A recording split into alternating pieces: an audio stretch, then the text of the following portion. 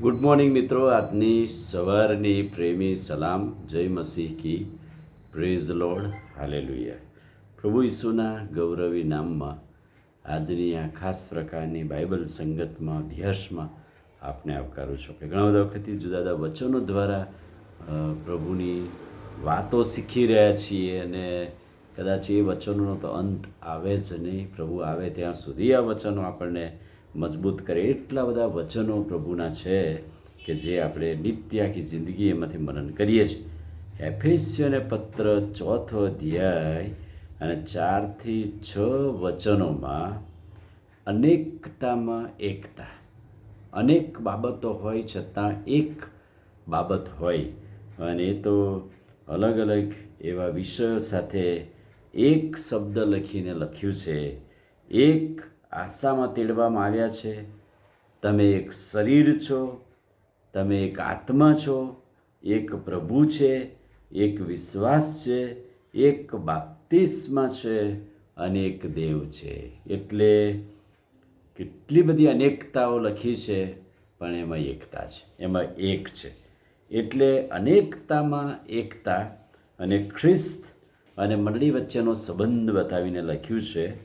એક શરીર, 1 કોરિન્થી 12મો અધ્યાય 12થી આગળ. તેમાં શરીરનું ચિત્ર, માણસના શરીરની વાત, કે શરીરના ઘણા બધા અવયવો છે, પણ બધા અવયવો મળીને એક શરીર બને છે. પુષ્કળ અવયવો આપણા શરીરમાં પ્રભુએ મૂકેલા છે, પણ આખરે એનું નામ તો શરીર છે. એમ મંડળી અને ખ્રિસ્ત વચ્ચેના સંબંધોમાં પણ છે. અનેક જણ છીએ આપણે, છતાંય ખ્રિસ્તના એક શરીર રૂપ બનીને એક અવયવ તરીકે ખ્રિસ્ત અને મંડળીનો સંબંધ આપણે પ્રગટ કરીએ છીએ. એટલે કે અનેકતામાં એકતા છે. પુષ્કળ અંગો શરીરમાં છે. નાનું અંગ હોય કે મોટું અંગ હોય, પણ આખરે બધા અંગોની સરખી કિંમત બતાવવામાં આવેલી છે. બધાની વેલ્યુ છે શરીરમાં. અને એટલે એક અંગ દુઃખી થયું હોય, એકને તકલીફ થઈ હોય, માદું પડ્યું હોય, તો આખું શરીર માદું પડે છે. અને એટલે એમ નહીં કે ભાઈ આજે આંગળીને તકલીફ થઈ તો આંગળી જ જાણે, પણ આખું શરીર નબળું પડે છે. એમ ખ્રિસ્ત અને મંડળી વચ્ચેનો સંબંધ બતાવવામાં આવેલો છે. ખ્રિસ્ત છે અને આપણે બધા એના જુદા જુદા અંગો છે, અવયવો છીએ, અને આપણે અનેકતામાં એક બનીને ખ્રિસ્તની મંડળી બની છે.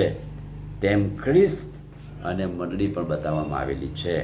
એ જ પ્રમાણે આ મંડળીને એક જ આત્મા, પવિત્ર આત્માનું સામર્થ્ય આપવામાં આવેલું છે. પવિત્ર આત્મા અલગ અલગ દેશમાં, અલગ અલગ જગ્યાએ જુદા જુદા નથી, પણ પવિત્ર આત્મા મંડળીને એક જ આપવામાં આવેલો છે, જે દરેક વિશ્વાસીઓને આપવામાં આવેલો છે. અને કૃપાદાનો અનેક પ્રકારના છે. એ આત્માએ અનેક પ્રકારના કૃપાદાનો આપણને આપેલા છે. એટલે આ મંડળી, આ શરીર કે જે આત્માની વાત છે, એમાં પવિત્ર આત્માનું સામર્થ્ય દરેક વિશ્વાસીઓને વહેંચીને આપવામાં આવેલું છે. એનો અર્થ એમ થયો, ખ્રિસ્તમાં સહિયારું ભવિષ્ય એ છે કે આપણને બધાને એક આશા આપવામાં આવેલી છે. એટલે કે અનેકતામાં એકતામાં ખ્રિસ્ત અને મંડળી વચ્ચેના સંબંધોને બતાવવા શરીર, આપણે બધા એક શરીરમાં અને એક શરીરની વાત કરતાં એક આત્માની વાત લખી છે. અને બધાની સાથે આપણને સહિયારું ભવિષ્ય જે આપવામાં આવેલું છે, એ તો ખ્રિસ્તમાં મોટી એક આશા. અને અત્યાર સુધી આપણે એ ખ્રિસ્તમાં મળેલી આશા વિશે જોતા આવેલા છે. કેમ કે એક પ્રભુ, એક પિતા, એક પવિત્ર આત્મા આપણને આપેલો છે. ભવિષ્યમાં આ પ્રભુ એ મોટી આશા આપણને આપેલી છે.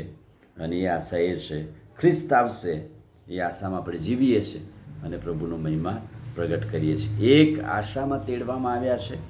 એક શરીર અને એક આત્મા છીએ. એક પ્રભુ આપણને છે, એક વિશ્વાસ છે આપણો, એક બાપ્તિસ્મા અને એક દેવ છે. અનેકતામાં એકતા છે. આમીન. પ્રાર્થના કરીએ. વાલા પ્રભુ, આજે સવારે તમારા ખાતરીદાયક અદ્ભુત વચનને માટે આભાર.